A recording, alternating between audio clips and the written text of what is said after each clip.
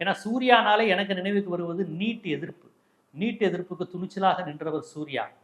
அப்புறம் புதிய கல்விக் கொள்கைக்கு எதிராக நின்றவர். இப்படி கல்விக்காக ஒரு மிகப்பெரிய வேலையை சூர்யா அவர்கள், சூர்யா குடும்பம், அவர் தம்பி கார்த்திக், ஈவன் ஜோதியா கூட பள்ளிக்கூடம், இந்த மாதிரி பல்வேறு விஷயங்கள்ல ரொம்ப முற்போக்கா நவீன சிந்தனையுடன் இந்த குழந்தைகளை படிக்க வைக்கணுங்கிறதுக்காக பேசுறாங்க. அது எனக்கு ரொம்ப மகிழ்ச்சியா இருந்தது. அதனால மற்ற நடிகர்களை விட சூர்யா மீது எனக்கு ரொம்ப மரியாதை உண்டு. ஆனா அந்த சூர்யா போய் இவ்வளவு மூட நம்பிக்கையா தன்னைய ஒரு கடவுள் அவதாரம்னு சொல்ற படத்துல போய் இவர் நடிக்கிறாரு அப்படிங்கிற வருத்தமா இருக்கு. கமர்ஷியலா படம் ஓடுது ஓடலைங்கிறத விடுங்க, இந்த படம் கமர்ஷியலா ஓடுமானே தெரியல. படம் இல்லுன்னு இழுக்குது. ஒரு மாதிரி கொஞ்சம் சலிப்பு வந்துடுது. அப்படி ஒன்றும் பெரிய விறுவிறுப்பு இல்லை. ஒரு ஜிகர்தண்டா மாதிரி அந்த மாதிரிலாம் இல்லை.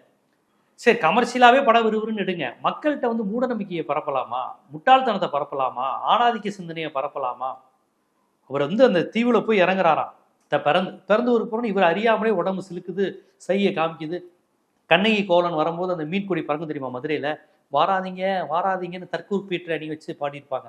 அப்பையார், ஐயோ அது காத்துல பறக்கும் ஆனா வாராதீங்கன்னு சொல்லுது அப்படின்னு பாடுவாங்க.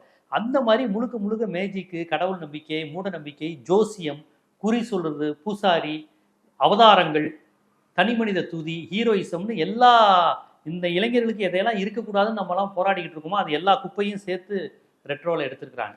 சூர்யாட்ட இருந்து நான் இந்த மாதிரி படத்தை எதிர்பார்க்கல.